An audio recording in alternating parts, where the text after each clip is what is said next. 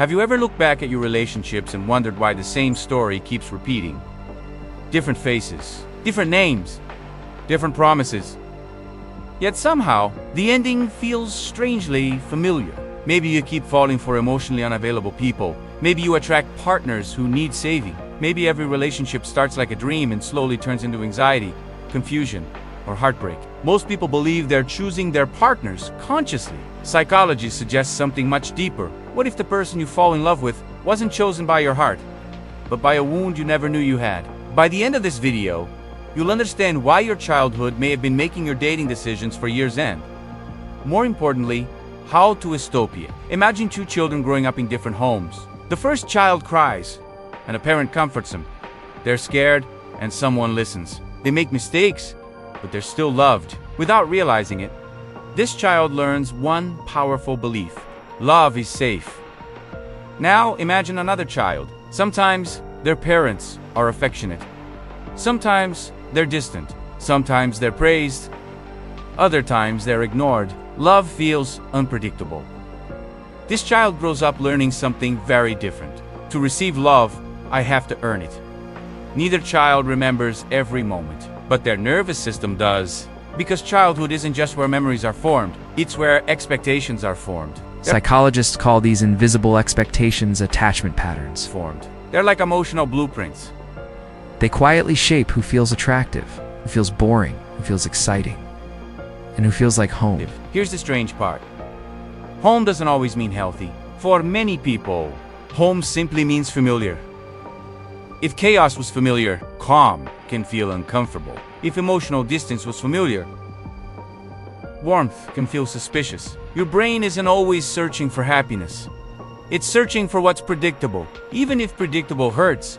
Researchers have discovered something fascinating. The brain is constantly trying to complete unfinished emotional experiences. Think about watching half of a movie. You naturally want to know how it ends. Your emotional life works the same way. If your childhood left you feeling unseen, your adult brain may become attracted to people who also struggle to truly see you. Not because you enjoy suffering, because deep inside, your mind believes, maybe this time, I'll finally earn the love I couldn't receive before. Without realizing it. You're trying to rewrite your childhood through your relationships. But most of the time, the ending doesn't change. Only the characters do. This is why so many toxic relationships feel incredibly powerful. People often mistake emotional intensity for love, but they're not the same thing. Real love usually creates safety. Trauma often creates obsession. When someone pulls away, then suddenly comes back. Your brain experiences something called intermittent reinforcement. It's the same psychological principle used in gambling.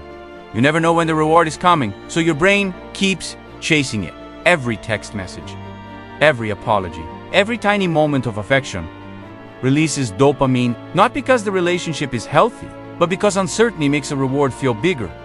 That's why letting go can feel almost impossible. You're not just losing a person. You're breaking an addiction your nervous system has mistaken for love. Let's make this real. Imagine Sarah. She grew up with a father who was physically present, but emotionally absent. He provided everything except emotional connection.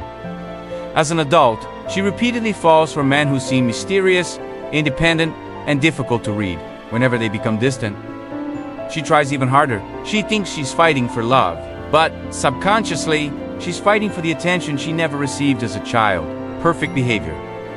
Success. Now, every relationship feels like an endless performance. He constantly worries about saying the wrong thing. He apologizes too much. He ignores his own needs. Because somewhere inside, he still believes love must be earned. Neither Sarah nor David consciously chose these patterns. Their childhood experiences quietly chose for them. One of the biggest myths about relationships is this: we attract our opposite. In reality, we often attract what's emotionally familiar. That's why healthy relationships can initially feel boring. Not because they're boring, because your nervous system isn't used to peace. If you've spent years confusing anxiety with chemistry, calm may feel like there's no spark. But sometimes, the missing spark isn't missing passion, it's missing chaos. And that's actually a good sign. The encouraging news is that your childhood explains your patterns. It doesn't imprison you. The human brain has something extraordinary called neuroplasticity. it can build new emotional pathways throughout life. Healing begins with awareness. Ask yourself, am I attracted to who this person truly is? Or to the emotional story they remind me of? Do they make me feel safe? Or do they make me feel familiar? Those are very different things. Real healing isn't about finding the perfect partner first. It's about becoming the version of yourself that no longer mistakes emotional pain for love. That means learning to regulate your emotions instead of chasing reassurance, setting boundaries instead of begging for attention, choosing consistency over intensity, respect over excitement, peace over unpredictability, because healthy love usually feels surprisingly ordinary. No emotional roller coaster, no constant guessing, no endless proving, just safety, trust, and the freedom to be yourself. Your childhood may have written the first chapter of your love story, but it doesn't have to write the ending. Every relationship gives you two choices: repeat the past or rewrite the future. The moment you understand the hidden wound that's been choosing your partners, you take back the power to choose differently. And that might be the most important relationship decision you'll ever make. If this video helped you see your relationships in a new way, subscribe to Mind-Bond Psychology for more videos exploring attachment styles, emotional intelligence, relationship psychology, and the hidden patterns that shape our lives. Because understanding your mind is the first step toward changing your life.